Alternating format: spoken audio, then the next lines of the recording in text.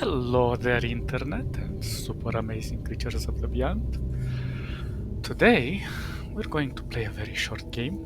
It's called Dagon, or however you want to pronounce it. It's one of the Cthulhu Mythos entities or deities, and there is a lot to explain related to this, but I'll let the game do that for us. It's a very straightforward game, it's very linear, and it's more or less a story. We just have to do very minimum clicking, and the narration is really, really good. It's also a free game on Steam. I'll put the link later at the end. Um, I have some other Cthulhu games Lovecraftian games that we can play later on, but I'll leave those for another time. I think this would be a nice little game that we can enjoy today. So let's go with a start. Hello. Okay, starting a new game will override your previous save. Of course. We shall proceed. Dagon is a faithful interactive adaptation of H.P. Lovecraft's work, focused on story and atmosphere. You will not find difficult choices, action sequences, or inventory management here, and movement is limited to progressing through locations along the plot. So yeah, as I said, very linear, very easy, but it's a nice visual novel if you want to experience it. I am writing this under an appreciable mental strain, since by tonight I shall be no more. So yeah, this is the most we can move. But I really love the atmosphere and how everything is created within this game. It's not wow, but it is, yeah, nice.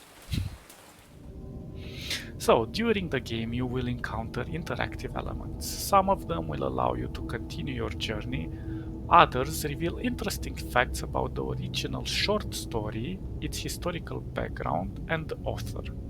Some of the trivia is hidden. In order to find these secrets, focus your eyes and look for the elder sign. Of course, you can use various controllers. This is to progress the story, and these are to see the little interesting facts.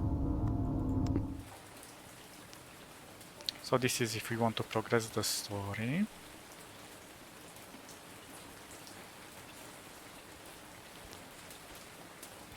And as you can see here, there is a little hidden secret. Let's see if there's other stuff around. Well, none that I can see. So, Lovecraft's letters. As to letters, my case is peculiar. I write such things exactly as easily and rapidly as I would utter the same topics in conversation. Indeed, epistolary expression is with me largely replacing conversation, as my condition of nervous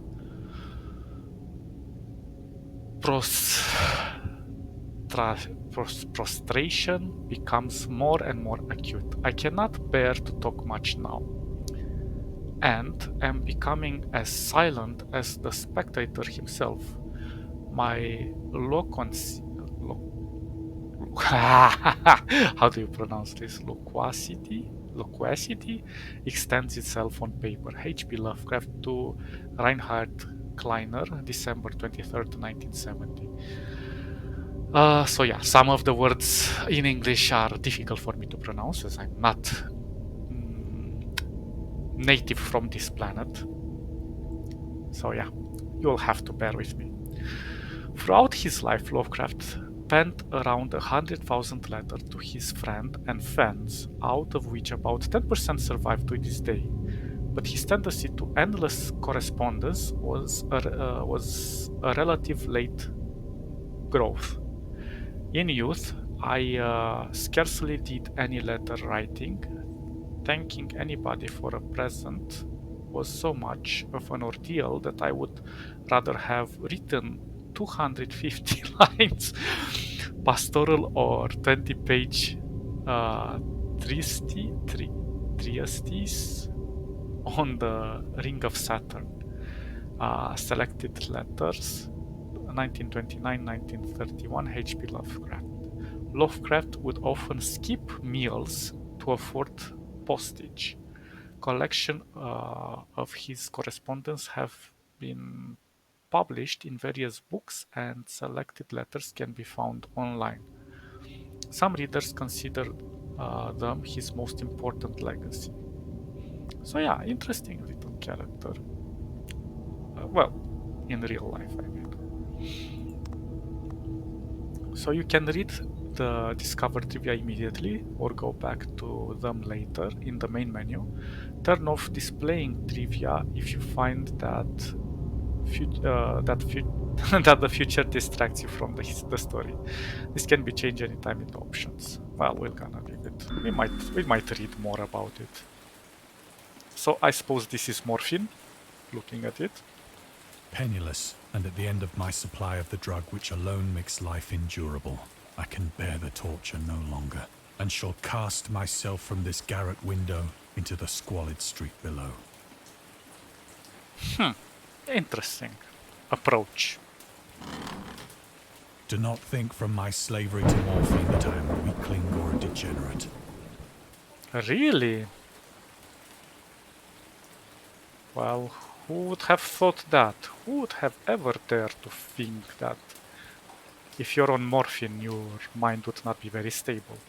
When you have read these hastily scrawled pages, you may guess, though never fully realize, why it is that I must have forgetfulness or death. Why is that? Okay, do we have any secrets? There we go. Morphine. Morphine entered into use in the 19th century and was routinely administered to treat severe pain during the American Civil War, 1861-1865, and World War I, 1914-1918. It was also sold without restrictions until 1914. Interesting. Morphine became more popular after the invention of the hypodermic syringe around 1854. Frederick Sertourner, who first isolated the substance, originally named it morphium after Morpheus, the Greek god associated with dreams. At the time when Dagon was published, morphine abuse, known as soldier's disease, already posed a big problem in the United States. So yeah, morphine was very widely distributed back then, and people didn't, well, a lot of drugs when they came out, like snuff and heroin and cocaine and so on, when they were introduced to the public, they saw it more as recreational. Of course, the chemistry was different back then. It was intended to be more pure, but also very addictive. And people were very hooked up to those things. And of course, the author himself was dealing with a lot of internal conflicts and so on. So he saw all of the, he introduces most of the aspects of the time he was living in into his writings, but I don't see them as something objective. It's more subjective from how he writes them, because they are indeed letters. They were never intended to be published as books or anything like that. So he was a very peculiar person.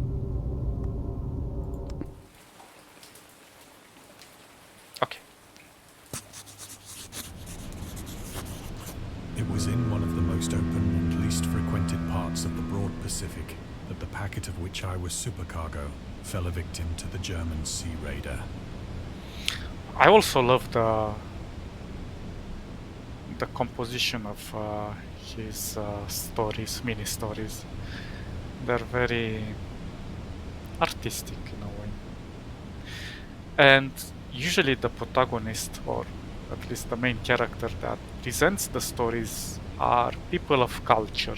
So what I like about the Lovecraftian mythos is that, well, they say Cthulhu mythos, but anyway, is that there is limited scientific knowledge invested into the story that tries to explain the events, at least to some degree. And of course, it is the scientific minds of those of that era when Lovecraft was alive. But still pretty accurate in many ways. Do we have any clues? Oh, there we go. So, Lovecraft and the Great War. Dagon was written around a month after the United States entered the World War I. Lovecraft was actively interested in its course. He composed many poems in which he gave encouragement to soldiers and commented on the events unfolding in Europe. He tried to enlist in the army, which he mentions in one of his letters to Reinhard Kleiner some time ago. Impressed by my entire uselessness in the world, I resolved to attempt enlistment despite my almost invalid condition. I argued that if I choose a regiment soon to depart for France, my sheer nervous force, which is not inconsiderable, might sustain me till a bullet of piece of shrapnel. Oh my God, my English could more conclusively and effectively dispose of me. Letters to Reinhard Kleiner, H.P. Lovecraft. But even though he passed the physical exam, his mother prevented him from going to the war. She has threatened to go to any lengths, legal or otherwise, if I do not reveal all the ills which unfit me for the army. I am Providence, the life and times of H.P. Lovecraft, S.T. Joshi. So yeah, he was kind of an isolated human being. He also suffered from many illnesses during his life, and I suppose, like when people lose their ability to see or to hear and so on, their other abilities are enhanced. And since he was attracted to writing to pass the time, he really developed this. Well, most of his writing come from his fear of the unknown from the deep. I think it's called thalassophobia. But not only that, of course. And there are little elements that relate to the war in his stories, but they're very subtle. And actually, the way he writes is just takes you out of the world to see the bigger picture out there and to see the bigger fear, because mainly his stories revolve around the fear that he himself experienced many times of the unknown, I suppose.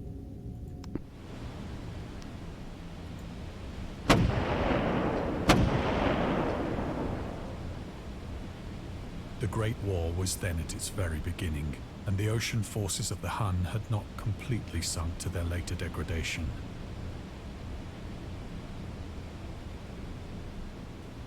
So that our vessel was made a legitimate prize, whilst we of her crew were treated with all the fairness and consideration due us as naval prisoners.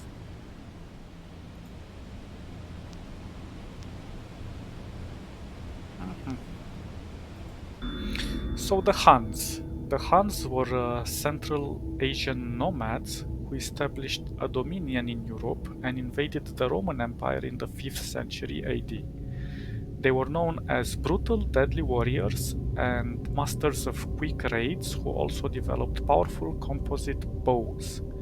lassos, and early siege weapons. During World War One, the British used the word Hans as synonym sorry, for Germans in order to emphasize their brutality. However, the term originated with the German Emperor Wilhelm II gave a speech to his troops on the 27th July 1900s before they embarked to China. Should you encounter the enemy, he will be defeated. No quarter will be given. Prisoners will not be taken. Whoever falls into your hands is forfeited. Just as 1,000 years ago the Huns under their king Attila made a name for themselves, one that even today makes them seem mighty in history and legend, may the name German be affirmed by you in such a way in China that no Chinese will ever again dare to look cross-eyed at a German. The refusal to take prisoners was a clear breach of the law, and customs of war adopted during the first huge convention of 1899. So Attila the Hun, actually, this is a little misconception. They were indeed brutal and they invaded really fast because of their nomads way. But what is little known is the fact that everywhere they went and they conquered, they didn't impose their law, or they imposed it very limited, because they let their captives retain their culture and their beliefs and their legal systems. They just had to be suzerain to the Mongol Empire. So he was a visionary at that time. He didn't went to invade and convert, but actually to assimilate and expand.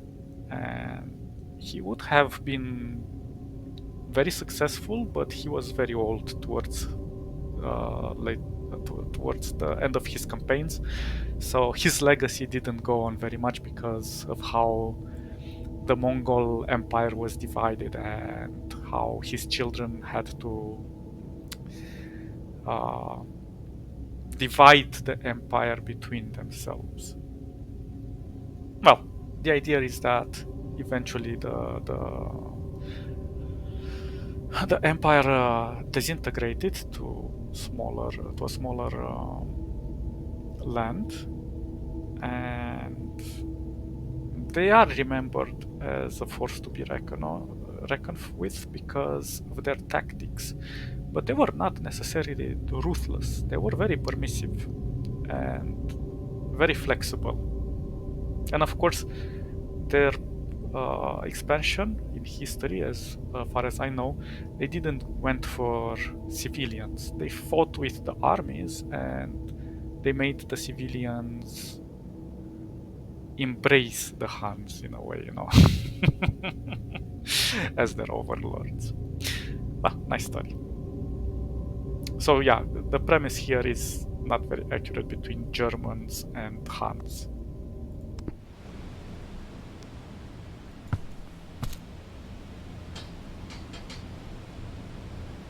So liberal, indeed, was the discipline of our captors that 5 days after we were taken, I managed to escape alone in a small boat with water and provisions for a good length of time.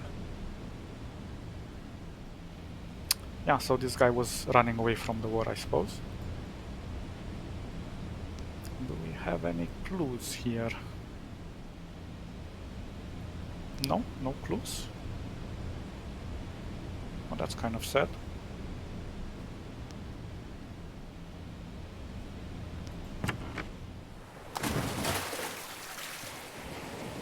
When I finally found myself adrift and free, I had but little idea of my surroundings. Never a competent navigator, I could only guess vaguely by the sun and stars that I was somewhat south of the equator. Of the longitude, I knew nothing, and no island or coastline was in sight. Do we have any clues? Really, no clues? Only the next one?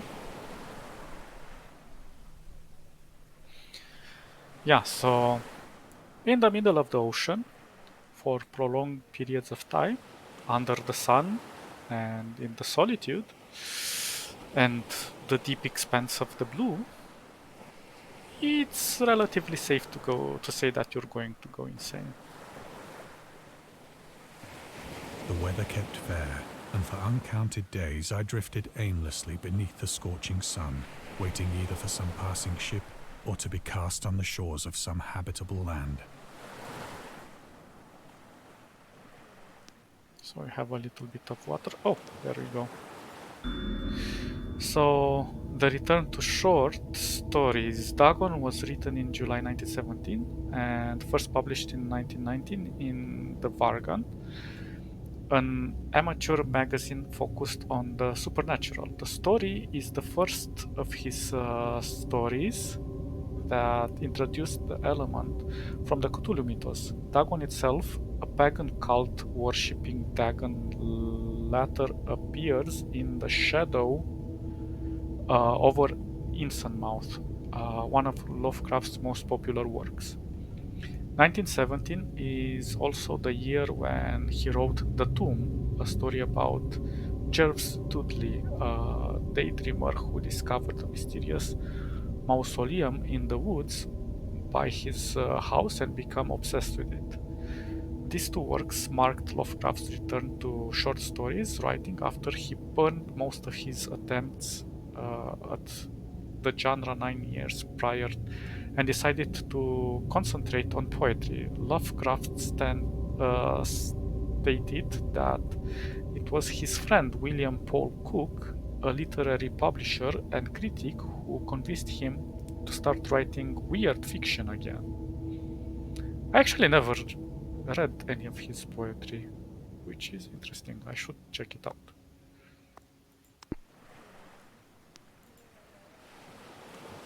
But neither ship nor land appeared, and I began to despair in my solitude upon the heaving vastness of unbroken blue. The change happened whilst I slept. It always comes in a dream. Always. Its details I shall never know. For my slumber, though troubled and dream-infested, was continuous. Ooh la la.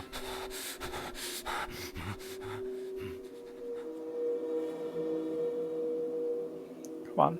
You have no clues? It's kind of sad. They're a little bit difficult to pick up if you do not see them right away. Well, sadly I do not see them. Okay, let's go forward.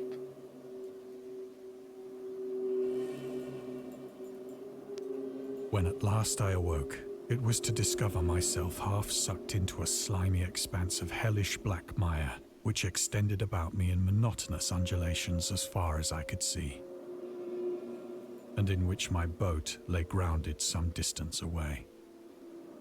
Though one might well imagine that my first sensation would be of wonder at so prodigious and unexpected a transformation of scenery, I was in reality more horrified than astonished. For there was in the air, and in the rotting soil, a sinister quality which chilled me to the very core. The region was putrid with the carcasses of decaying fish, and of other, less describable things which I saw protruding from the nasty mud of the unending plain. Perhaps I should not hope to convey in mere words the unutterable hideousness that can dwell in absolute silence and barren immensity. There was nothing within hearing, and nothing in sight, save a vast reach of black slime. Yet the very completeness of the stillness and the homogeneity of the landscape oppressed me with a nauseating fear. As you can see, fear is bolded. So he really put a lot of weight onto making the reader be nervous about where he would find himself in this solitude and alien place. The sun was blazing down from a sky which seemed to me almost black in its cloudless cruelty, as though reflecting the inky marsh beneath my feet.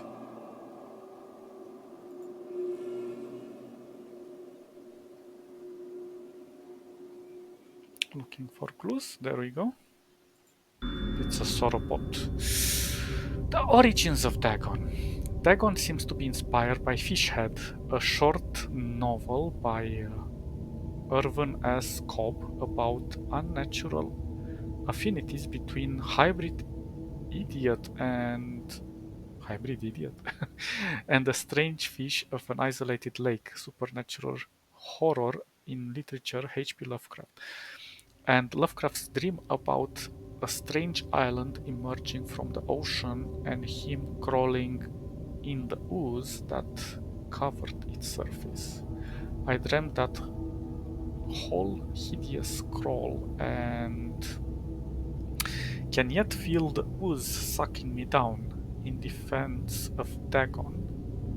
Okay, Lovecraft's interest in the topic stemmed from his aversion to fish and sea smells. In his own words, I have hated fish and feared the sea and everything connected with it since I was 2 years old. But I cannot recall the earlier experience. But I cannot recall what earlier experience gave me such a profound and lasting aversion to the sea and seafood. The Dweller in Darkness, Lovecraft, 1927, Donald Wayne Wandrei. So difficult to pronounce these names. Yeah, so as I said, he had a disgust for the sea and everything in it. And it was mainly related to thalassophobia. But what I want to say is that most of his stories are inspired from other writers as well. I think one of the things that inspired him mostly was the Yellow King or King in Yellow. I can't remember exactly the name. And I think in his stories that's Nyarlathotep, but I could be wrong.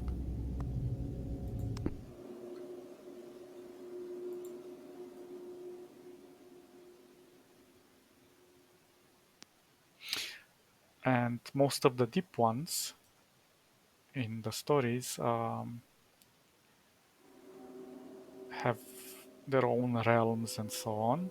And I think I'm not sure if this island is the one from Cthulhu with the city from Rialia. Well, I don't actually know how to pronounce that city name. Well, his names were meant to not be pronounced by human sounds, obviously, so it's a close interpretation of what those really sound like.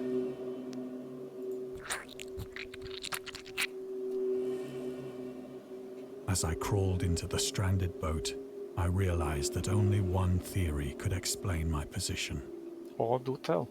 Through some unprecedented volcanic upheaval, a portion of the ocean floor must have been thrown to the surface, exposing regions for which innumerable millions of years had lain hidden under unfathomable watery depths.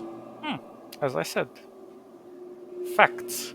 Well, scientific facts, as they would have made sense to somebody in that era.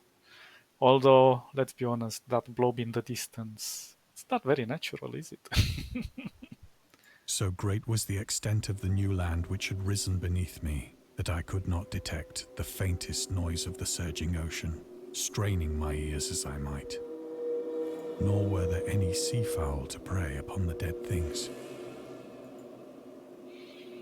Okay, let's look. Clues.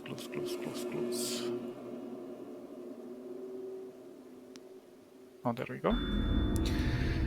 The mystery of volcanic islands. Volcanic eruptions sometimes result in the creation of islands. Most of them are transient and erode after some time, but some prove permanent. The floating pumice, porous rock created when superheated pressurized rock is ejected from a volcano, can move across long distances and transport barnacles and macroalgae that cling to it. In 2001, rafts of pumice created during the eruption of a volcano near Tonga, Polynesia, eventually reached Australia. So yeah, this is actually an interesting thing. Um, Underwater volcanoes can create islands very rapidly, and I think I saw a documentary a long time ago where an island sprouted out of the ocean in a matter of 1 week.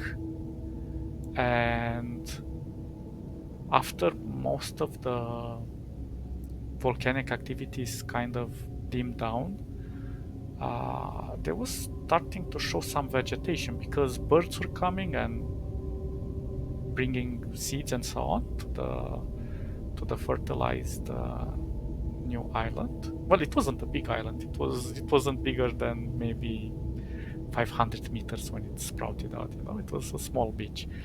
But the idea is that nature is so well developed. It's a cyclical event that can create things faster than we can imagine. So sometimes this geological activities can happen without us even realizing that islands can create in a matter of maybe even months. Bigger islands, of course. Like I think the youngest islands in the world in on the planet right now are the Hawaiian Islands, if I remember correctly. I might be wrong, but this is what I remember.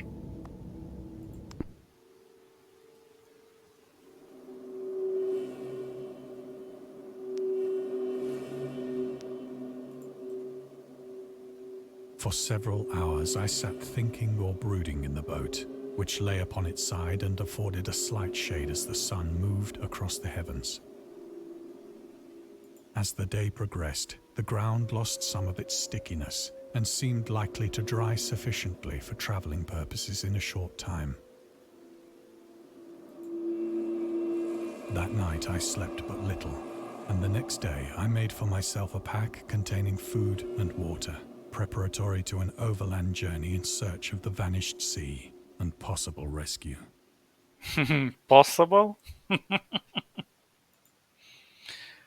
I like how these tentacles are above the boat. He didn't even bother to push the carcasses away.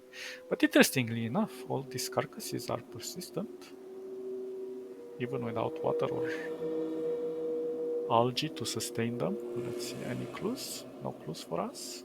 Oh, that's kind of sad. I think there are clues very well hidden, but unfortunately my eyes are not super sharp.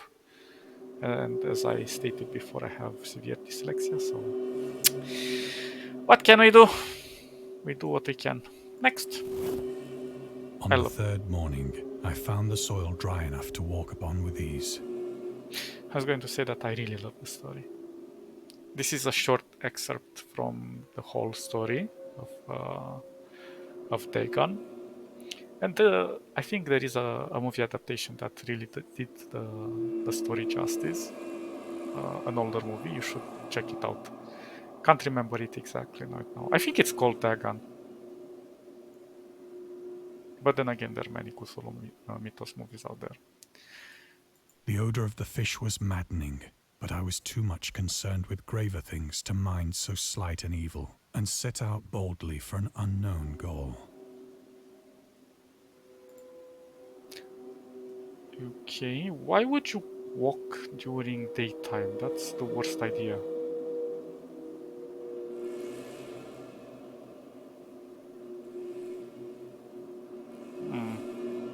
Can't seem to see any clues. Usually this is just good practice. Never walk during daytime in deserted places. For example, Antarctica is the biggest desert in the world. And even though it is better to walk during the day because it's a little bit warmer, actually the sun can blind you. And at night it is a little bit easier to, well, if you get any night, of course, it is a little bit easier to navigate.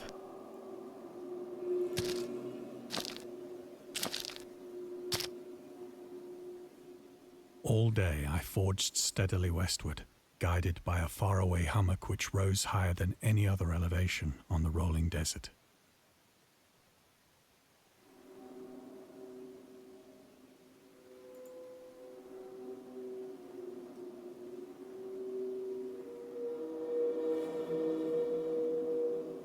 Hmm.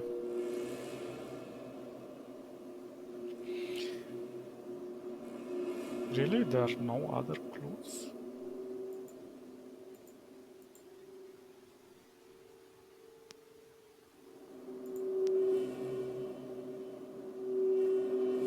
Oh, okay.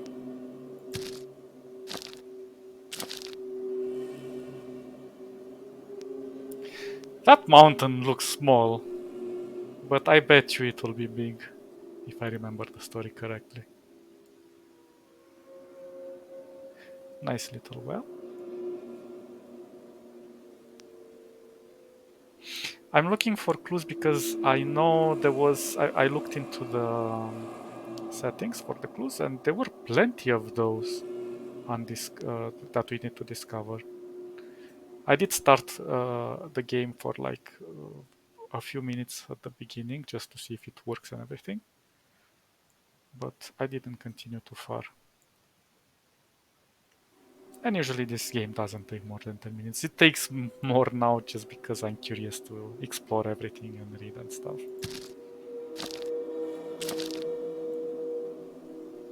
That night I encamped, and on the following day still travelled toward the hummock, though that object seemed scarcely nearer than when I had first espied it. Mm.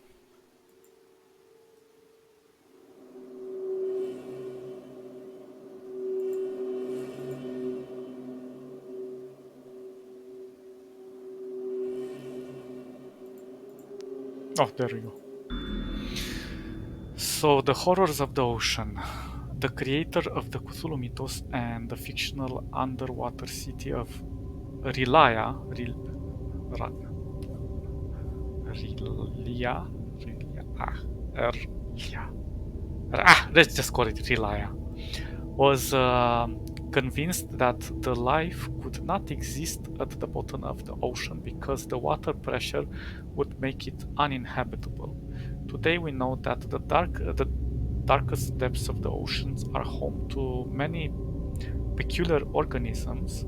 The deepest dwelling fish we have discovered so far, the Mariana snailfish, can live about 8,000 meters, which is 8 kilometers, more than 26,000 feet below the ocean surface in the never-ending darkness and hellishly crushing pressure, hundreds of times stronger than those found at sea level. Upon glancing at the modern photos of deep sea creatures such as the anglefish, the fangtooth, or the viperfish, and their truly Lovecraftian characteristics, it's hard not to find some irony in this. Yeah, that's true.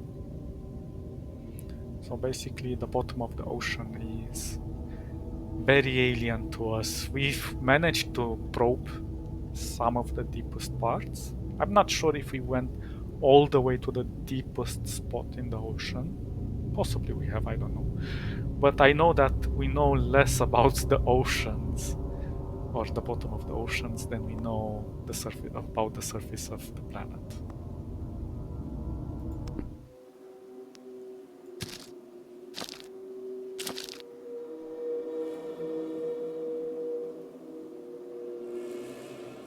By the fourth evening, I attained the base of the mound, which turned out to be much higher than it had appeared from a distance.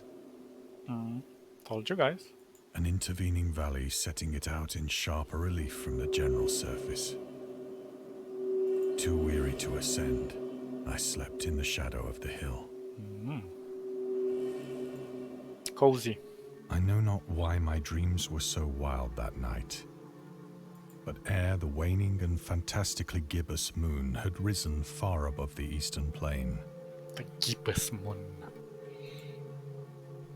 I was awake in a cold perspiration, determined to sleep no more. Such visions as I had experienced were too much for me to endure again. And in the glow of the moon I saw how unwise I had been to travel by day.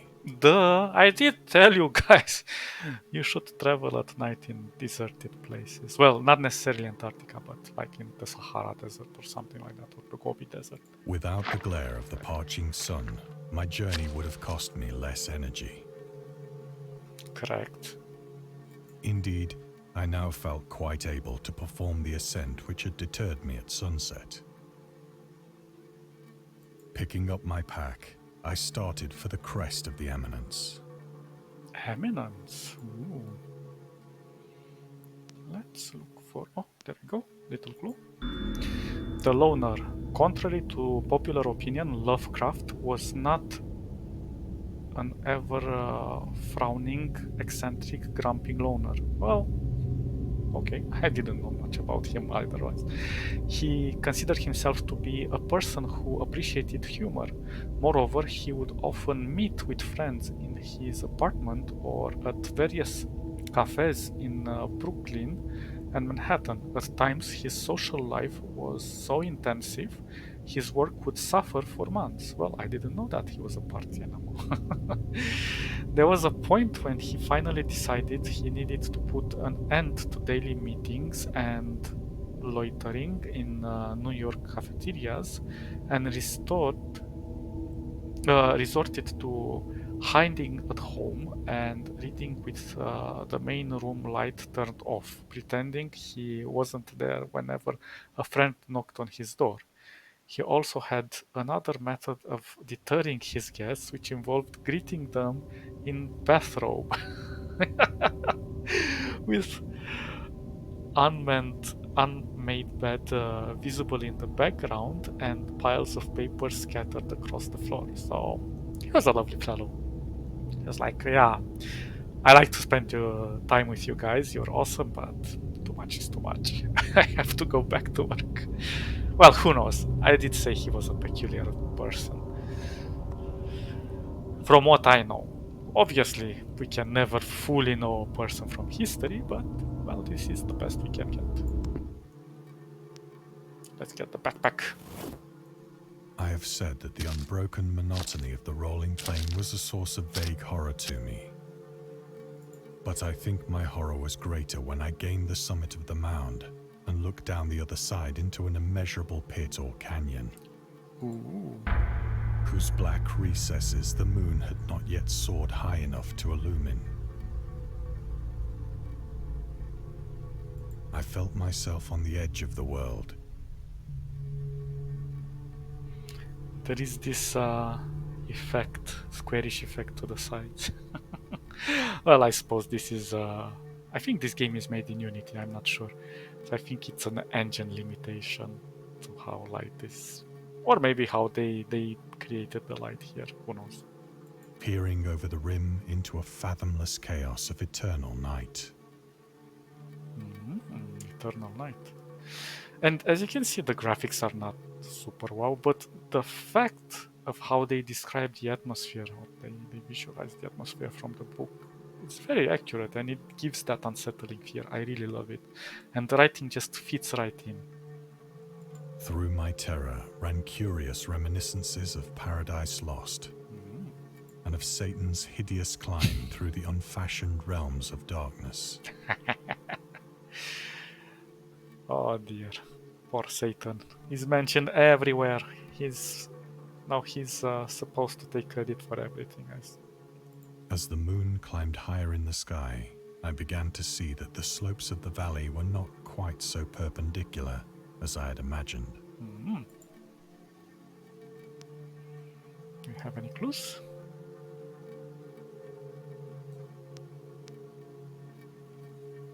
Ledges and outcroppings of rock afforded fairly easy footholds for a descent. I wonder what shall we find at the bottom. Oh, how I wonder. That's kind of sad. No more clues, huh? No. Whilst after a drop of only a few hundred feet, the declivity became very gradual. The declivity. I love how he uses these very refined words. It makes it really playful for your imagination to go far and beyond with how he describes the environment. No clues.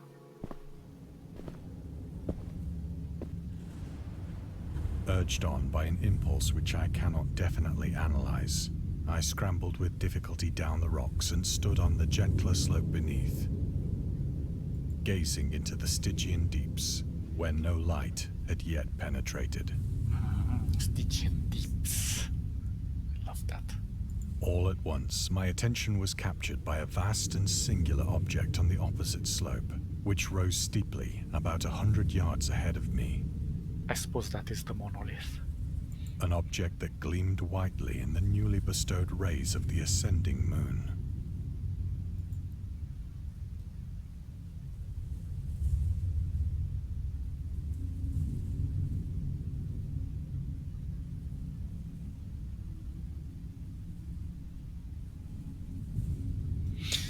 Well, let's keep going.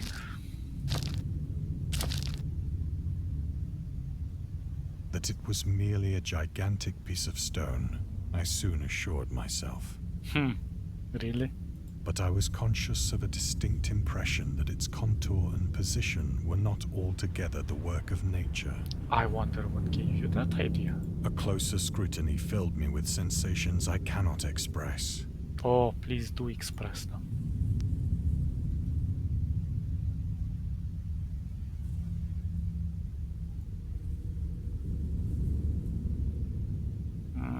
No clues, nothing.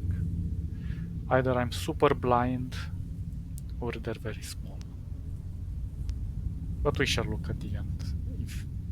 Let's see, maybe I can see. No? For despite its enormous magnitude and its position in an abyss which had yawned at the bottom of the sea since the world was young, I perceived beyond a doubt that the strange object was a well-shaped monolith, whose massive bulk had known the workmanship and perhaps the worship of living and thinking creatures. Dazed and frightened, yet not without a certain thrill of the scientist's or archaeologist's delight, I examined my surroundings more closely. This is also something that I loved the Lovecraftian works. No matter how scary the situation is, the protagonist always feels that need to explore. His curiosity is always growing within him and surpasses the dread that fills him up.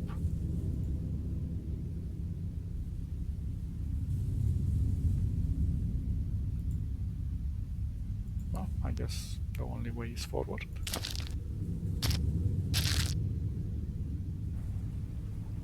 The moon, now near the zenith, shone weirdly and vividly above the towering steeps that hemmed in the chasm, and revealed the fact that a far-flung body of water flowed at the bottom, winding out of sight in both directions and almost lapping my feet as I stood on the slope. Across the chasm, the wavelets washed the base of the Cyclopean monolith, on whose surface I could now trace both inscriptions and crude sculptures.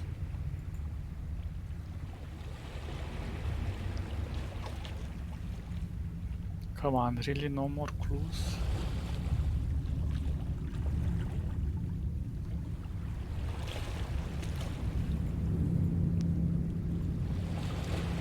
The writing was in a system of hieroglyphics unknown to me and unlike anything I'd ever seen in books. Consisting for the most part of conventionalized aquatic symbols such as fishes, eels, octopi, crustaceans, mollusks, whales, and the like. Several characters obviously represented marine things which are unknown to the modern world. This is also an interesting thing, is that Lovecraft always had an open mind for the unknown. So, he was very passionate about science, and he realized that we didn't have all the answers, and what he proposed were obviously fictional entities, but in a way they weren't very far from the truth, because there are scientific experiments where they tested octopi or octopuses, but I think octopi is the correct plural, in various containers to see how they react, and they were super clever on how to escape, to get food, and to solve complex challenges. Like, it surprised the scientists on how adaptable and flexible these creatures are, and to the point where they're like, nature pushes evolution to really surprise us in how it can develop and can evolve. So yeah, interesting. And even though these creatures are, most of them, impossible, they were like a portal towards the probable. But whose decomposing forms I had observed on the ocean-risen plain.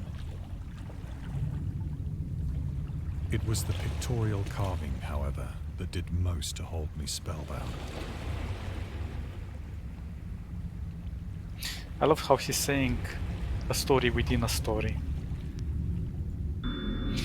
So, storytelling methods. Dagon contains many themes and storytelling methods that Lovecraft developed in his later works, such as telling the story through carvings at the Mountains of Madness, one of the best writings he ever made, in my opinion, The Nameless City, journals and characters' notes, The Shadow Out of Time, The Haunted of the Dark, The Haunter of the Dark.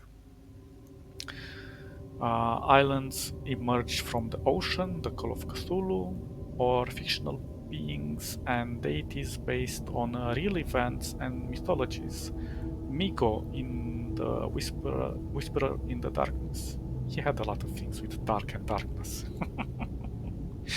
It's also considered the origin of the popular Cthulhu mythos. Some of Lovecraft's other stories also concluded in a manner similar to Dagon, but let's keep the details in order not to spoil the ending. Okay. Plainly visible across the intervening water, on account of their enormous size, were an array of bas-reliefs whose subjects would have excited the envy of a doré. I don't know what a doré is. I think that these things were supposed to depict men, at least a certain sort of men. Though the creatures were shown disporting like fishes in the waters of some marine grotto, or paying homage at some monolithic shrine which appeared to be under the waves as well. Of their faces and forms I dare not speak in detail. Well, you don't have to, we'll see. For the mere remembrance makes me grow faint. Oh dear. Grotesque beyond the imagination of a Poe or a Bulwer.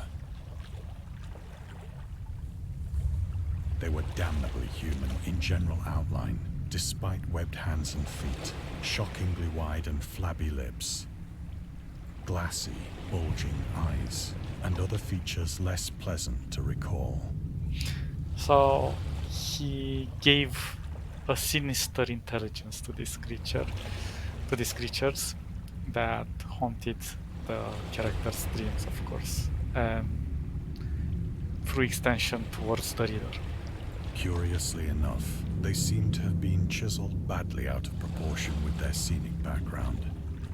For one of the creatures was shown in the act of killing a whale, represented as but little larger than himself. I remarked, as I say, their grotesqueness and strange size, but in a moment decided that they were merely the imaginary gods of some primitive fishing or seafaring tribe. Well, a logical conclusion, I suppose. Some tribe whose last descendant had perished eras before the first ancestor of the Piltdown or Neanderthal man was born.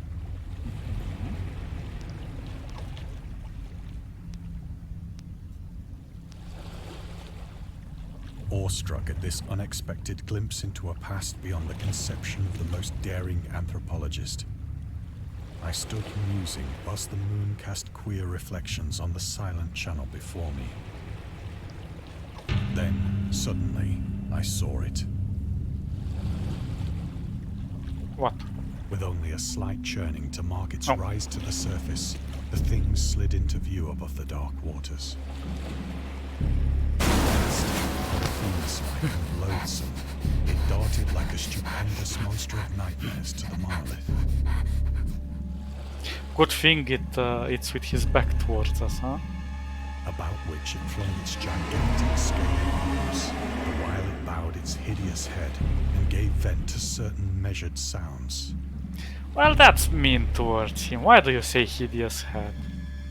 Everybody has their beauty. Except their demented and mentally skewed gods. Well, the Lovecraftian entities are not good or bad.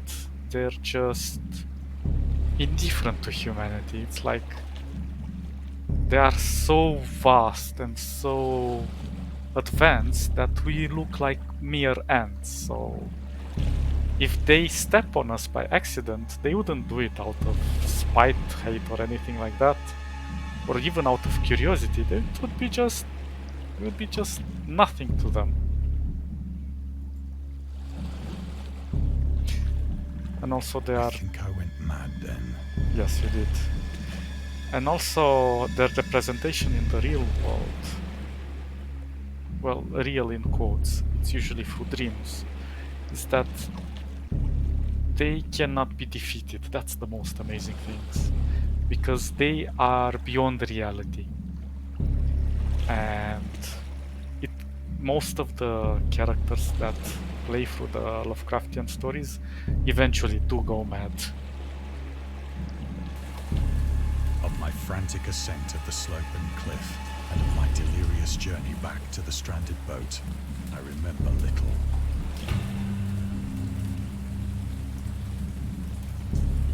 There is this edge that is a little bit messed up graphically, but yeah, we can overlook that. Still, no clues, that's kind of sad.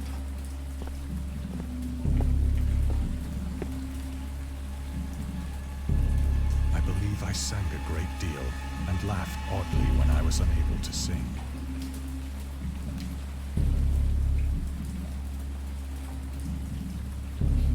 The fact that this guy was taken so far away from reality is not necessarily what drove him mad, it's also the influence of the old ones that usually makes these people go mad and become part of their cult, and through which they are also communicating through dreams and so on. But in my personal opinion, this is a reference to the delirium of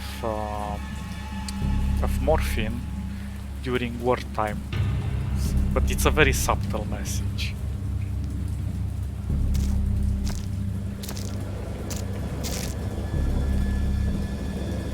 I have indistinct recollections tales of a great storm sometime after I reached the boat. At any rate, I know that I heard pearls of thunder and other tones which nature utters only in her wildest moods.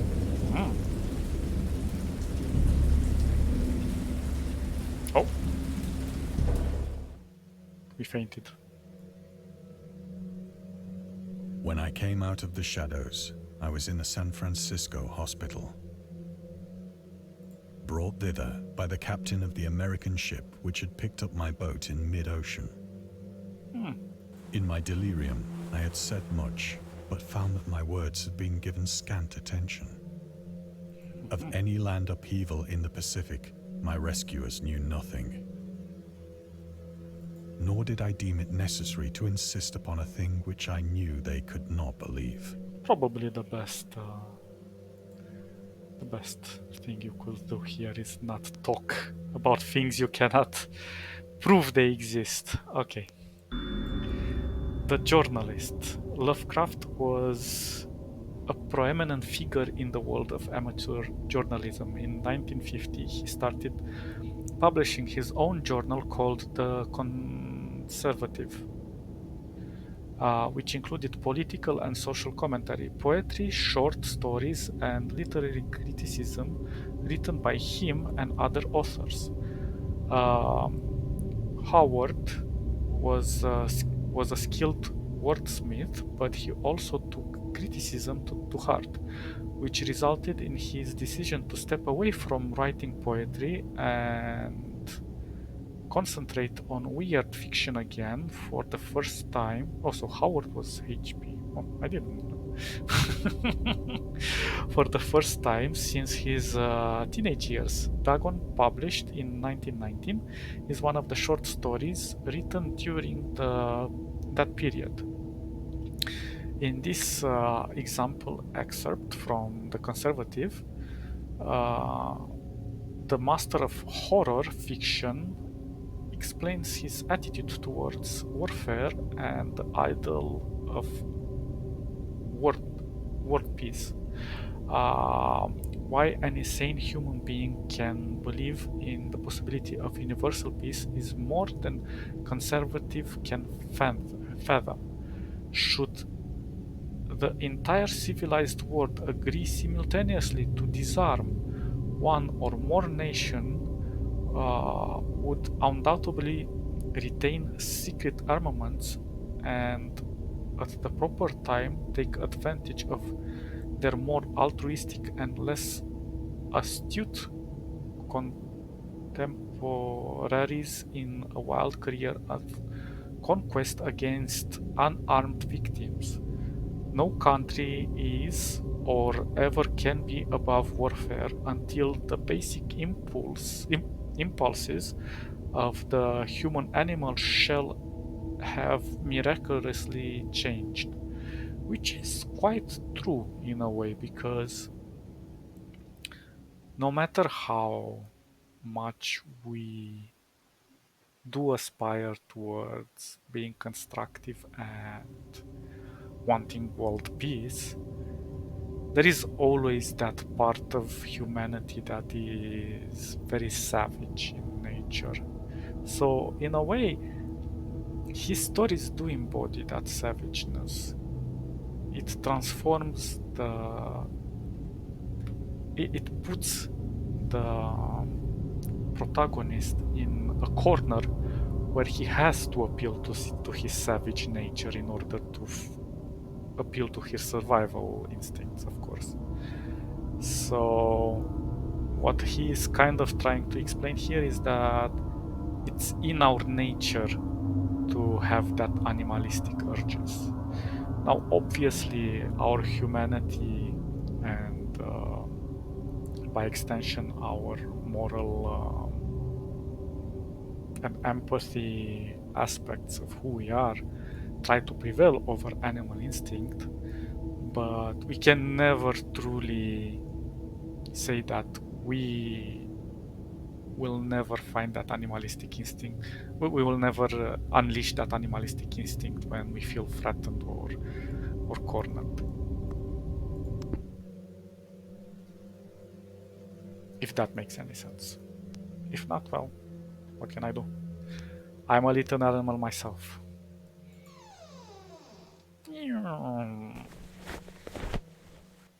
Once I sought out a celebrated ethnologist and amused him with peculiar questions regarding the ancient Philistine legend of Dagon, the fish god.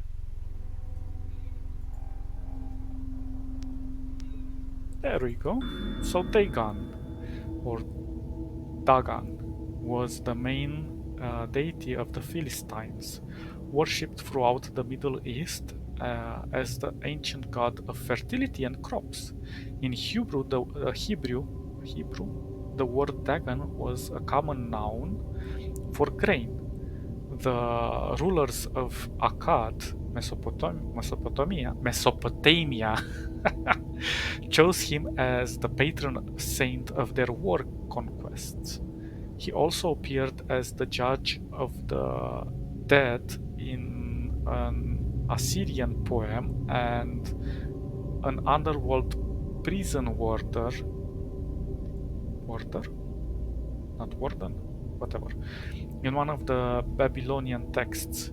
He is often mistakenly taken for a fish god due to the wrong interpretation of his name, as in Hebrew the word dag means fish.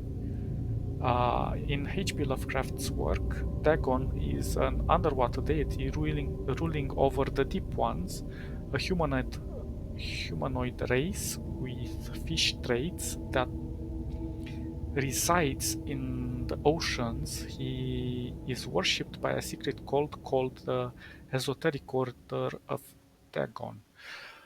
Um, in my personal opinion, he chose the underwater world because, from the scientific discoveries of that time, it kind of resulted that life started within the ocean. So the primordial life could have developed intelligence in the oceans first, if it would have been possible, if there was no landmass. So in a way, he tries to incorporate something forgotten at the deep ocean because we have so little knowledge, or less knowledge than what we have about the surface, and the undiscovered can leave the door open for a lot of interpretation and possibilities, of course.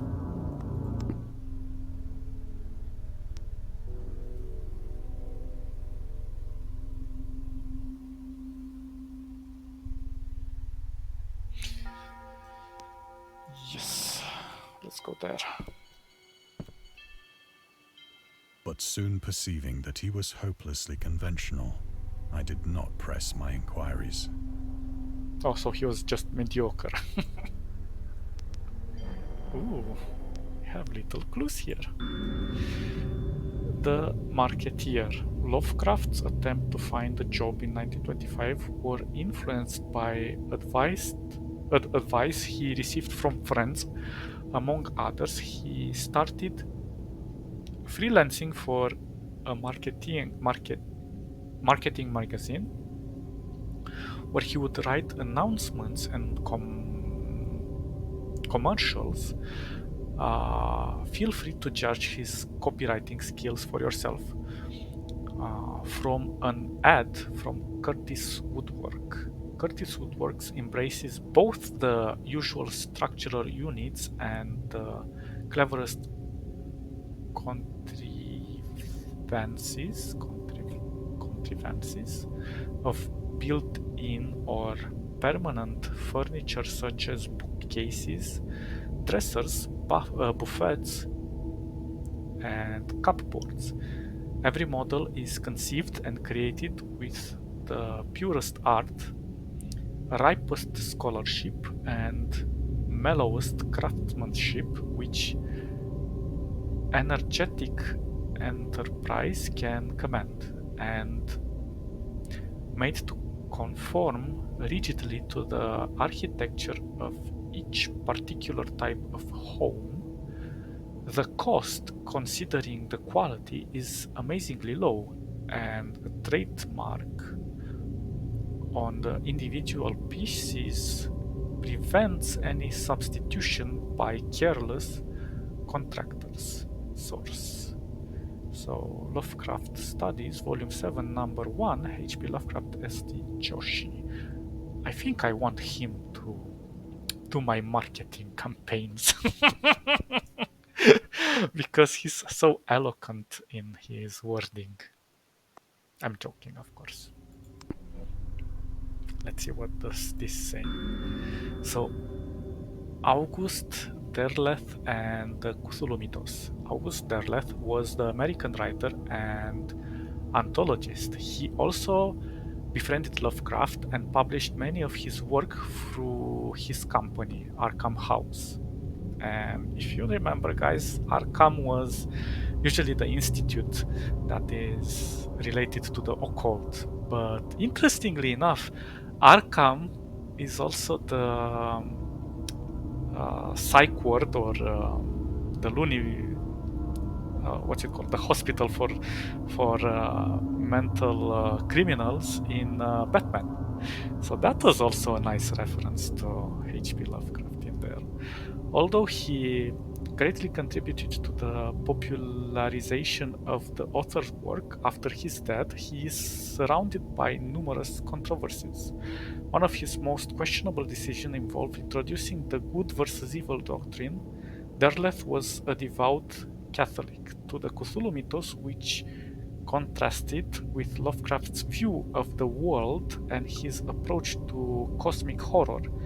As a result, the author's work are often misunderstood and misinterpreted in today's culture.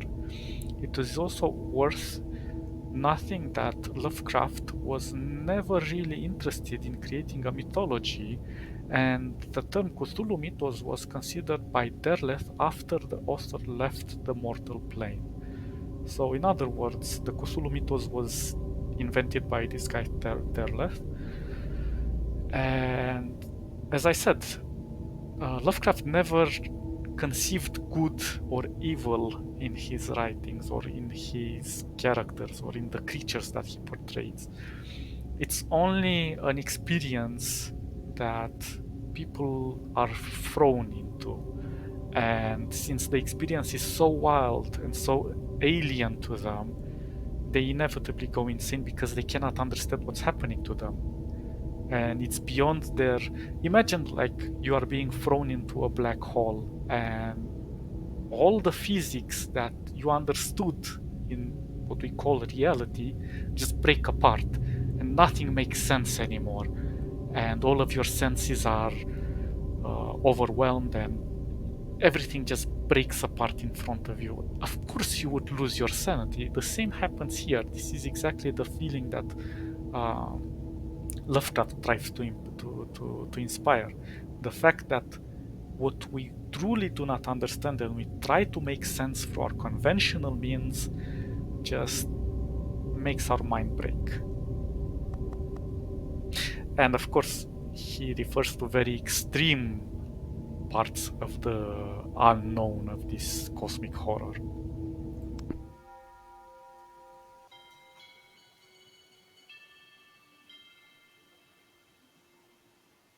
No more clues? I suppose we have to go forward. Click.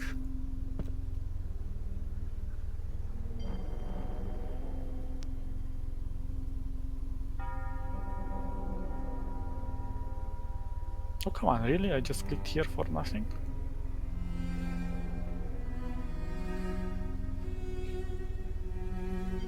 The music is really nice. Oh, and also what I encourage you guys to do, search online for indie movies, especially on YouTube, for indie movies related to Cthulhu, to Lovecraft stories. There are some really good ones, even though they're amateur in style, sorry. They're very well crafted, in my opinion, and the wording just makes most of the story, anyways. The visuals are just there to assist. Well, I suppose we cannot click anything here.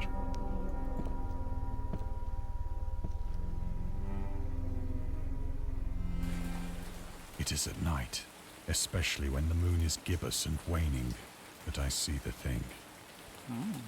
I tried morphine, but the drug has given only transient surcease and has drawn me into its clutches as a hopeless slave. Well, that's So now I am to end it all, having written a full account for the information or the contemptuous amusement of my fellow men.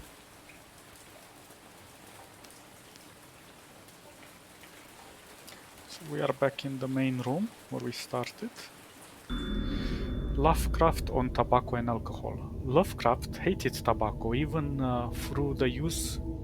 even though he used to smoke when he was 12 in order to look and feel like an adult. In his correspondence with friend Reinhard Kleiner, he claims that he quit as soon as he started wearing long pants. He also had a very strong opinion about alcohol, as evidenced by his letter to Zealia Brown, dated 13th February 1928. As for the matter of drinking, I have never tasted intoxicating liquor and never intended to, having a strong aesthetic disgust at anything which blunts or coarcens the delicate natural equipoise. Oh my god, these words are killing me. I'm sorry, but they are alien to me. Of the evolved human intellect and imagination. Drinking excited my personal repugnance, hence I don't drink. Let the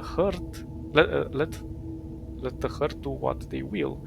I am rather in favor of prohibition, the prohibition of any other antisocial force as well as any other.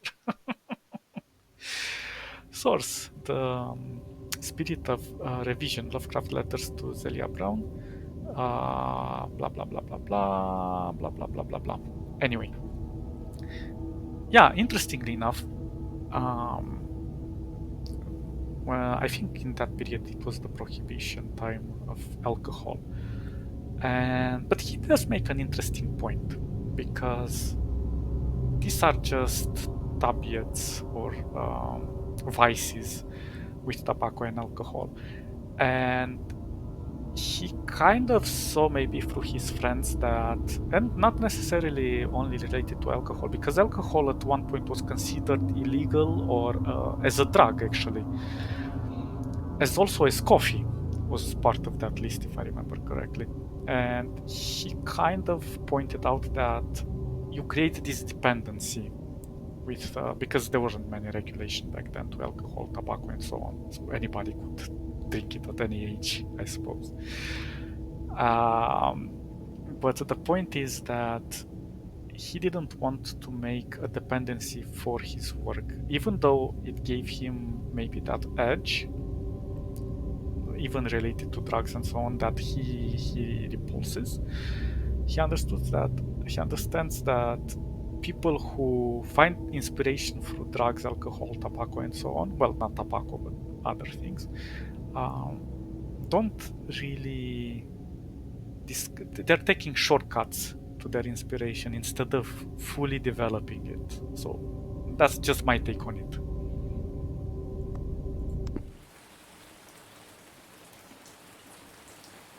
And maybe that is the take of this story. Often, I ask myself if it could not all have been a pure phantasm. Possibly. A mere freak of fever as I lay sun-stricken and raving in the open boat after my escape from the German man of war. This I ask myself, but ever does there come before me a hideously vivid vision in reply. I cannot think of the deep sea without shuddering at the nameless things that may at this very moment be crawling and floundering on its slimy bed, worshipping their ancient stone idols and carving their own detestable likenesses on submarine obelisks of water-soaked granite. I dream of a day when they may rise above the billows to drag down into their reeking talons the remnants of puny, war-exhausted mankind. Of a day when the land shall sink, and the dark ocean shall ascend amidst universal pandemonium. So, in a way, he relates most of his story to the atrocities of war and the side effects of what happens to the people that went to this war. As you can see, these ships get distorted to some point, and they look a little bit like creatures in the water, you know, so they are sort of like the monsters. No clues? Absolutely no clues. Okay.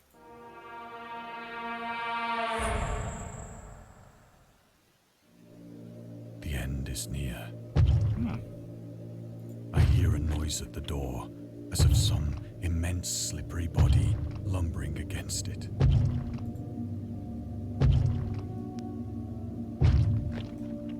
I love the visuals.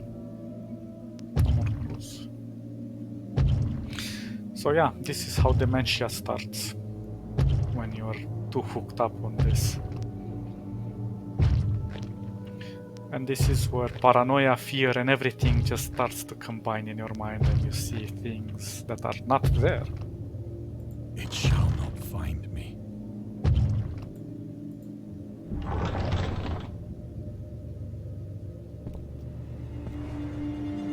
God, that hand!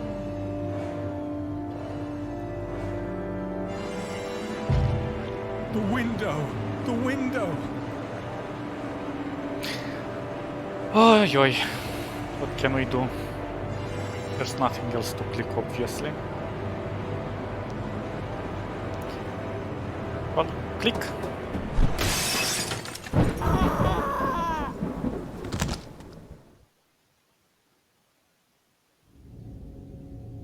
Thank you for playing. We hope you enjoyed immersing yourself in our little pool of cosmic horror. We would appreciate it if you took a moment to rate Dagon and check out other games and DLCs. Yeah, they have a few DLCs there, and therefore, like, they give you a little bit of cosmetic stuff and the audio story. And I think some of their DLCs go to a non-profit organization for the Ukraine war or something. I'm not sure. You guys should check it out on Steam. I'm gonna leave the link. But interestingly enough, as I said, this relates to war, and they're also putting all of these funds towards the anti-Ukraine war. Interesting. Anti-war in Ukraine.